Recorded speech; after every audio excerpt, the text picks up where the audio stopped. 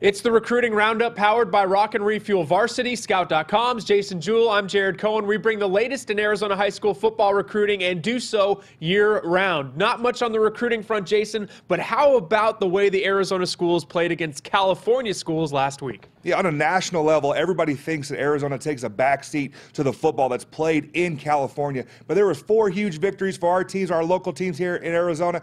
Desert Vista getting a win, Mountain Point, Brophy, and then Chaparral. How about the Firebirds taking it to a highly ranked Helix team? Yeah, absolutely. Great team efforts all around. Let's now get into an individual effort, though, with our Recruiting Roundup Player of the Week for Week 1. For Week 0, a breakout player in Hunter Dean Gibson. How about another breakout player this week, Jace? Yeah, I've had the Maricopa Rams as one of the teams to keep an eye on. I loved what I saw of them over the offseason in 7-on-7 tournaments. I saw them multiple times. Was a really big fan of their quarterback, Aaron Owens, and I'm even a bigger fan now after the performance he had against Agua Fria High School. Threw for 525 yards and 6 touchdowns in that victory. No question about it. Every weekend, Jason and I are out on the high school football gridiron. We're taking in what we see in person. We're not just spitting this out based on what we read from other people. Jason, last week you were at the big heavyweight matchup between Centennial and Saguaro. Who stood out for you? Centennial, they're really known as an offensive line factory, and rightly so because they're very, very good up front. But there are 3 players that I really like that I think they're getting very under-recruited. The first is their quarterback/corner, Isaac Steele. Did very well, I thought, in his matchup against a highly ranked guy in Byron Murphy. Then I really like Randy Rodriguez, their defensive lineman. Kid just gets after it. He's about 6'4" and weighs about 250 pounds, and no one is really on him right now. Also, big fan. I've talked about him before, though. Junior tight end Andrew Nichols. Scout, we already have him as a 3-star guy. I think he solidified that ranking, that early ranking by us. Had a couple good catches as a tight end, but also very good performance as a defensive end. I was at a couple games last weekend. We're going to spotlight what I saw between Perry and Mesquite. Perry really getting some big wins early in the season. They need it because they got the gauntlet in their schedule coming up with their section play.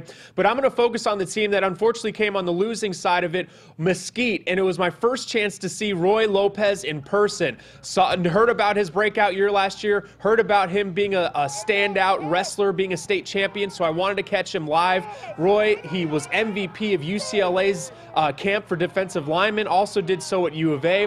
I'm hearing that Utah is interested. He has some offers already, but some of those Pac-12 level offers are starting to rise. They just want to see him, more film on him at defensive tackle, but this guy can just flat play football. I really liked what I saw out of Roy Lopez. Next week, Jason, many more marquee matchups, starting with the big one on Thursday night. Yeah, you got Desert Edge and Paradise Valley, the number 1 and 2 ranked teams in Division III, and there is going to be a bunch of offense in this game. You look at Desert Edge, Teron Thomas, their dual threat quarterback, Rashawn Johnson, their big running back, huge for the Scorpions. And then over on the other side, Paradise Valley, we all know about Daniel Bridgegad and Jacob Brown, offensive showcase in that game.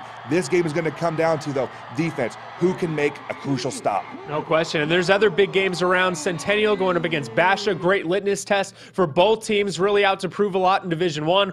Chaparral against Chandler. Chandler back in town after coming up short against Bishop Gorman. And then finally a big small school matchup. Yuma Catholic against River Valley. 3 big games in addition to the one Jason mentions that will be on our radar next week. That's Jason Jewell, Scout.com. I'm Jared Cohen. This has been the Recruiting Roundup powered by Rock and Refuel Varsity.